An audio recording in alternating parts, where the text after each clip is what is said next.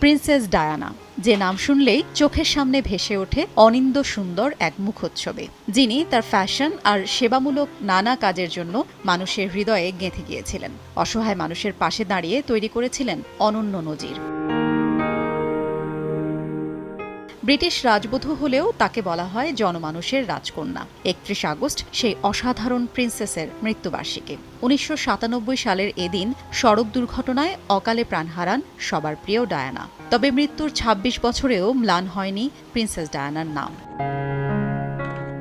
তৎকালীন Prince Charles, বর্তমান রাজা তৃতীয় চার্লসের সঙ্গে বিয়ের পর থেকেই আলোচনার কেন্দ্রে ছিলেন প্রিন্সেস ডায়ানা। ভালোবেসে বিয়ে করেন প্রিন্স চার্লসকে। ১৯৮১ সালে সারা পৃথিবীর ৭৫ কোটি মানুষ টিভিতে উপভোগ করেন এই রাজকীয় বিয়ে। বিয়ের পরের বছর তাদের কোলে আসে প্রিন্স উইলিয়াম।